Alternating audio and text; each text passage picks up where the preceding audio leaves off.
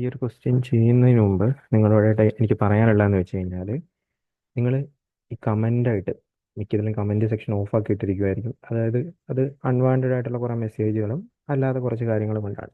അപ്പോൾ നിങ്ങൾ കമൻ്റായിട്ട് ക്വസ്റ്റ്യൻസ് ഇടുവാണെങ്കിൽ തന്നെ അത് ഏത് എക്സാമിന് ഏത് ഷിഫ്റ്റിന് ചോദിച്ചതെന്ന് പറഞ്ഞു കൂടി ഇടുക. കാര്യം എന്താണെന്ന് വെച്ച് കഴിഞ്ഞാൽ നിങ്ങൾക്ക് നെറ്റിൽ നോക്കിക്കഴിഞ്ഞാൽ ഇഷ്ടംപോലെ ക്വസ്റ്റ്യൻസ് കിട്ടും. അതെല്ലാം ചെയ്യേണ്ട ആവശ്യം നമുക്കില്ല. അതുപോലെ തന്നെ ഈ പറയുന്ന ക്വസ്റ്റ്യനുകൾ നമുക്ക് എക്സാമിന് ചോദിച്ചിട്ടുണ്ട്, അല്ലെങ്കിൽ പ്രീവിയസ് ഇയർ എന്ന് പറയുമ്പോൾ ഓൾറെഡി ചോദിച്ചിട്ടുള്ളതാണ്, ഇനി ചോദിക്കാൻ ചാൻസ് ഉള്ളതെന്ന് നമുക്കറിയാം. അതുമാത്രമല്ല, നിങ്ങളിപ്പോൾ ഒരു ചുമ്മാ സീജിൽ തന്നെ എടുത്ത് നോക്കുക. അതെങ്ങനെ പോയി കഴിഞ്ഞാലും മിനിമം ഒരു 8 ദിവസം സീജിൽ കണ്ടക്ട് ചെയ്യും, 4 ഷിഫ്റ്റ് വെച്ച് 32 ഷിഫ്റ്റ്. അപ്പോൾ നിങ്ങൾ 32 ഷിഫ്റ്റിൽ ഒരെണ്ണത്തിൽ, ഞാൻ പ്രിലിംസിൻ്റെ കേസാണ് പറയുന്നത്, 32 ഷിഫ്റ്റിൽ ഒരെണ്ണത്തിൽ 25 ക്വസ്റ്റ്യൻ ഉണ്ടാവും. അപ്പോൾ നിങ്ങളത് എടുത്ത് നോക്കിക്കഴിഞ്ഞാൽ 32 × 25 എന്ന് പറയുമ്പോൾ 800 ക്വസ്റ്റ്യൻ അടുപ്പിച്ച് വരും.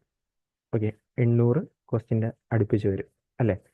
ഇനി ഈ 32-ൽ 25 മാത്സിൻ്റെ ക്വസ്റ്റ്യന്, ഇത് ഒരു സി ജി എല്ലിൻ്റെ കേസ്. ഇതേപോലെ നിങ്ങളൊരു 5 സി ജി എൽ നടന്നെന്ന് വിചാരിച്ചോ, 4000-ൻ്റെ അടുപ്പിച്ച് ക്വസ്റ്റ്യനായി. ഇതിപ്പോൾ സി ജി എല്ലിൻ്റെ മാത്രമാണ് പറയുന്നത്, പ്രിലിംസിൻ്റെ കേസ്.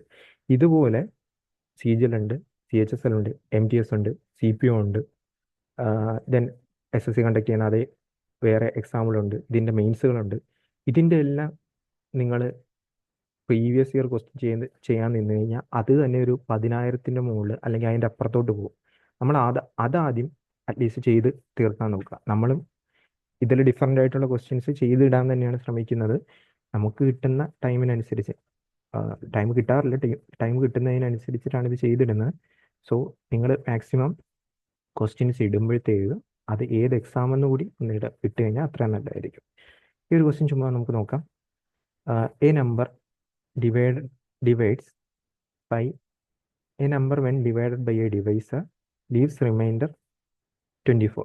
ഒരു നമ്പർ, ആ നമ്പറിനെ ഏതോ ഒരു നമ്പർ വെച്ച് ഡിവൈഡ് ചെയ്യുമ്പോൾ എന്ത് ചെയ്യുന്നു? റിമൈൻഡർ 24 എന്ന് കിട്ടുന്നു. അപ്പം ഞാൻ ഇങ്ങനെ എടുക്കുവാണ്, ഒരു നമ്പർ ഡിവൈസർ ഡി, അതിൻ്റെ എന്തോ ഒരു മൾട്ടിപ്പിൾ പ്ലസ് 24 എൻ്റെ നമ്പർ എന്ന് പറഞ്ഞെടുക്കുന്നു. ഇനി ട്വൈസ് ദ നമ്പർ, ഈ നമ്പറിൻ്റെ 2 times. Okay, divided by same divisor, ഇതേ ഡിവൈസർ വെച്ച് ഡിവൈഡ് ചെയ്യുമ്പോൾ റിമൈൻഡർ 11 എന്ന് പറഞ്ഞു കിട്ടുന്നു. അതായത് ഈ ഡിവൈസറിൻ്റെ വേറൊരു മൾട്ടിപ്പിൾ പ്ലസ് 11 ആയിരിക്കുമല്ലോ നമ്പർ. ഓക്കെ, അതായത് ഈ നമ്പറിൻ്റെ വേറെ ഏതോ ഒരു മൾട്ടിപ്പിൾ. ഓക്കെ, ഞാനിനി സപ്പോസ് ഇവിടെ ഇപ്പോൾ 2n കിടക്കുന്നതുകൊണ്ട് ഞാൻ ഇതും 2n ആക്കിയെന്ന് വിചാരിച്ചോ, 2n എന്നാക്കിയെന്ന് വിചാരിച്ചോ, അതായത് ഇതിനെ 2 വെച്ച് മൾട്ടിപ്ലൈ ചെയ്തെന്ന് വിചാരിച്ചോ.